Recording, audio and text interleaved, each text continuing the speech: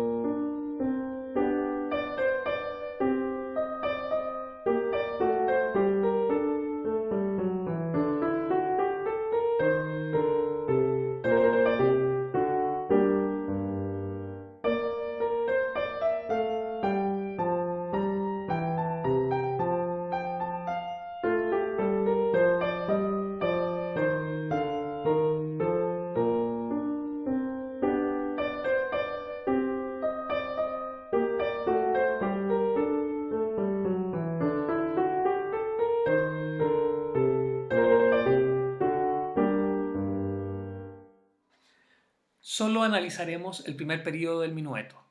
Lo que nos interesa es la relación que se establece entre la armonía tonal y el contrapunto. ¿Cuál será nuestro primer paso entonces para develar este asunto? Por lo general, empezamos tratando de entender las relaciones verticales como si fueran acordes. Y el problema es que la armonía del contrapunto muchas veces no es vertical. Tratemos primero de entender la estructura interválica, los puntos de llegada como si fuese una primera especie. Escuchemos esta estructura básica.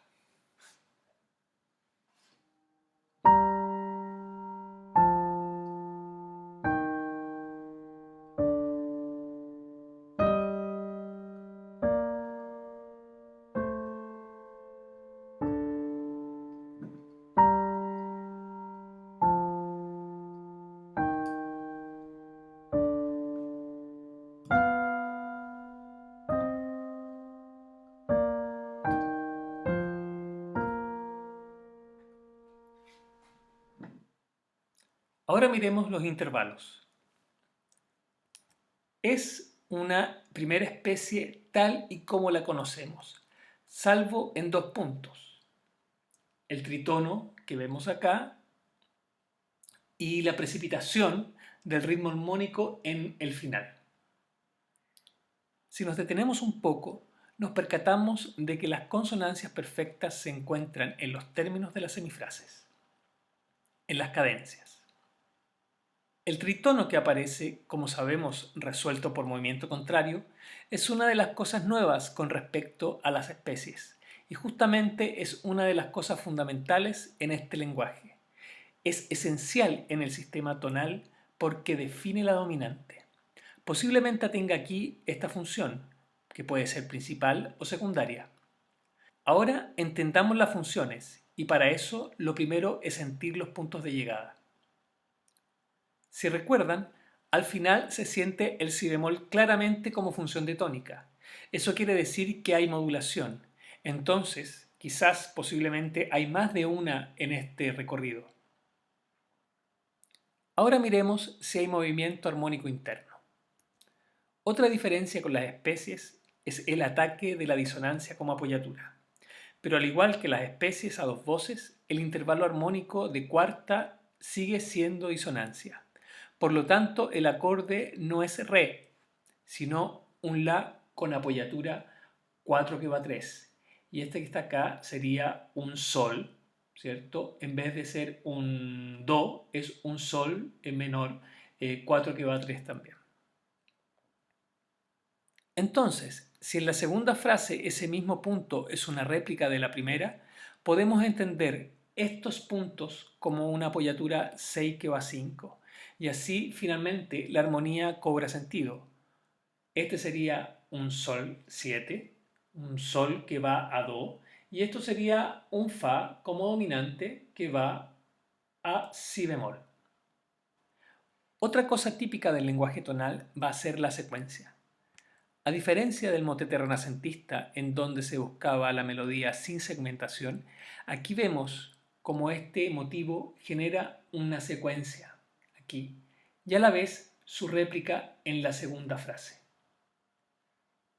El tritono que está acá es preparado por este gesto, que a su vez es una réplica de un gesto que aparece en la primera frase, que a su vez es una inversión de un gesto que aparece en la melodía.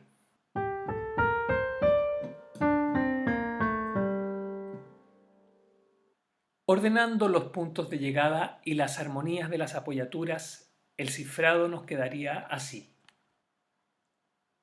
Entendemos ahora esta llegada, por ejemplo, a la tónica porque está precedida de una función de dominante y a su vez de una función de subdominante.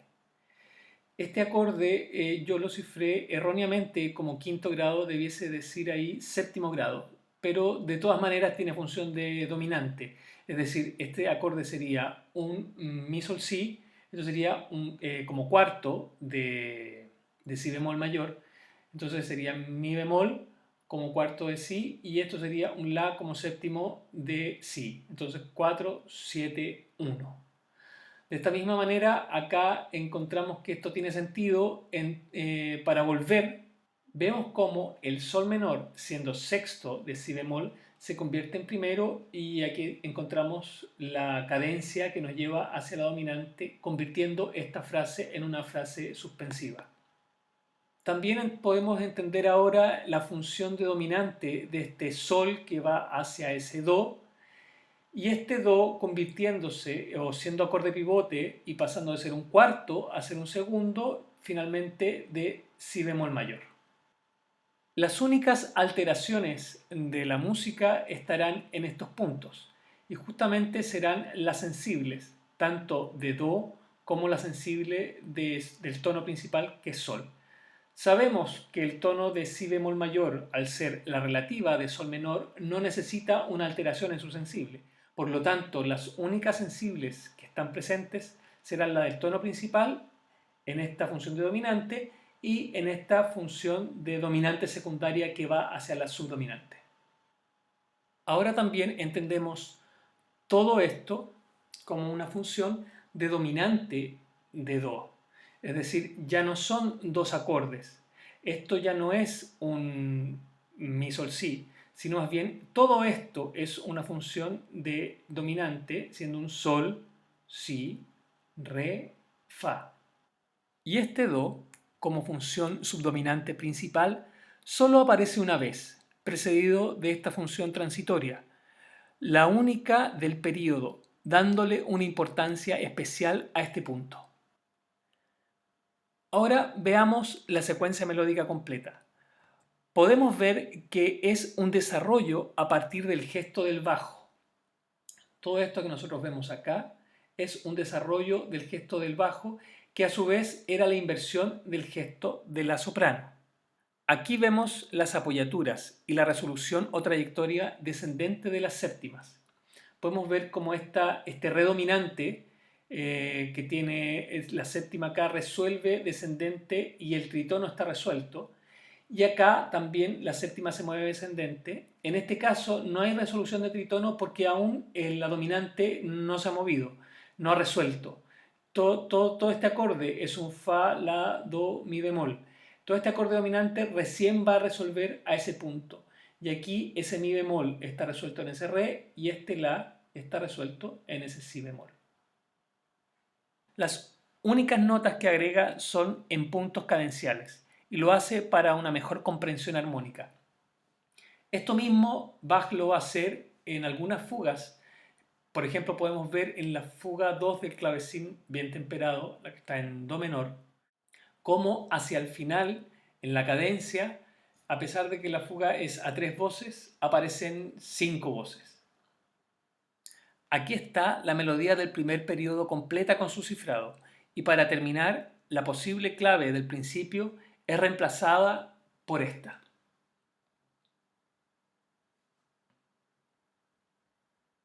Y bien, hasta aquí nuestra clase de contrapunto. Hasta la próxima.